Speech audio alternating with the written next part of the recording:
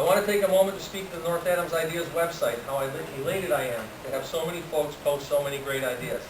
Everything from fun and cool things to do, to growth opportunities, to infrastructure improvements, and to tourism and cultural initiatives. As you know, there were several major categories on that site, and we have and continue to assign those categories to folks who have shown significant interest in further alignment and prioritization. Over the next several months, we'll expand this effort, and we'll create a wish list and timetable, and incorporate all the ideas into a plan that will over time bring many of these ideas to fruition. My hope is that we can begin some of these initiatives this spring, and through the creativity of many, highly visible things will emerge. I want to offer a special greeting today to our friends in our neighboring North Berkshire and Berkshire County communities. We have a common destiny and common concerns, and I look forward to getting to know you and working with you. Transportation, education, public safety, and above all, creation of jobs, and more jobs are the common threads that binds us together as North County. An employee of Specialty Minerals or Excelsior understands very well that borders don't matter. Keeping and retaining employment does. I'll be meeting with North Berkshire Town administrators on a regular basis, and we'll be meeting with Mayor Roberto soon.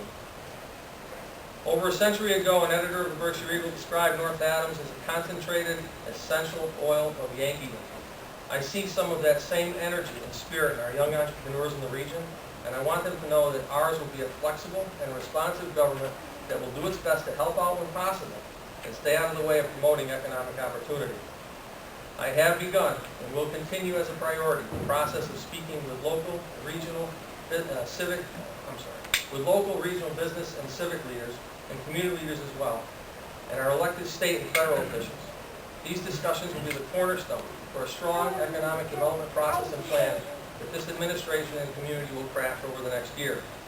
I said throughout the campaign, and I'm saying now, economic development, finding good jobs, and growing our commercial base will be my #1 priority. During the first quarter of the year, I'll be appointing a housing commission whose sole purpose will be to look at housing issues and needs within our community now and to develop solutions that will benefit us 20 years from now. It is no secret that much of our housing is in very bad shape, and the erosion of a solid housing base puts neighborhoods at risk.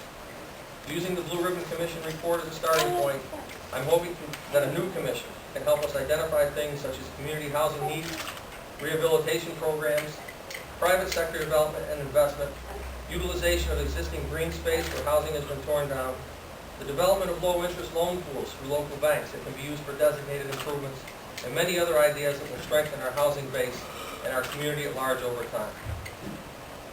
As Massachusetts residents, our public school system is as much a part of our legacy as is our revolutionary heritage and belief in freedom and democracy. School is the place where we build citizens for society and where we hope to give our young people the tools needed to compete in a fiercely competitive and increasingly international marketplace. Let us understand that while we're bound by the confines of MCAS scores, one of my goals as mayor is to get to know the school system from the inside.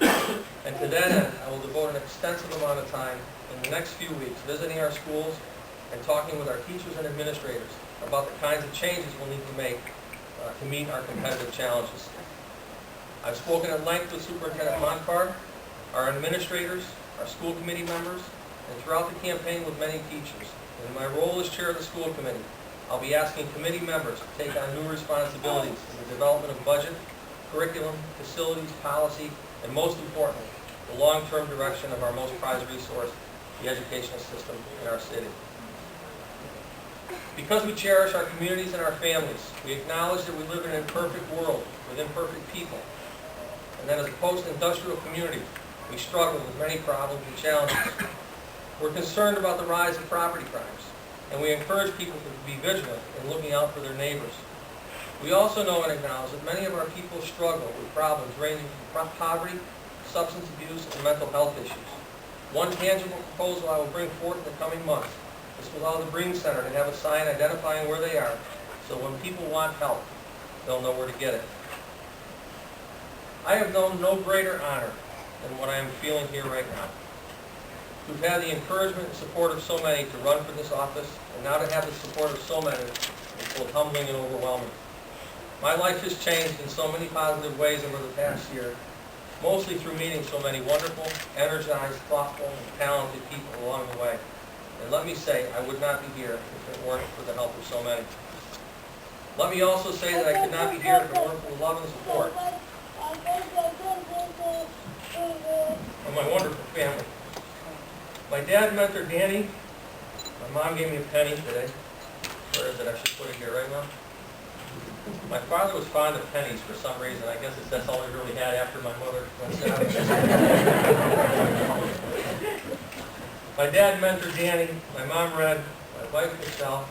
My children Casey, Paul, and Matt, and Ashley, and my siblings. They've sacrificed and will continue to sacrifice so that I can pursue this dream that you all made come true.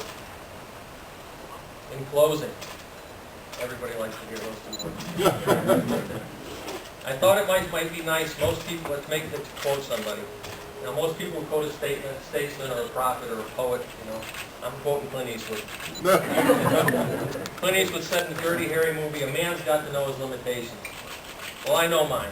And knowing my limitations, I know I can't do this on my own. I know that I'll need the help of many and of this community all along the way. I know that with all of us working together for the betterment of the city of North Adams, planning now for what we can become in the future should be our major priority. With that said, please remember what I said in the debates. As we move into this new decade, we will be partners. My mind will never be closed. My door will always be open. This is our city. I will never forget that. Thank you. God bless all of you, and God bless the city of North Adams.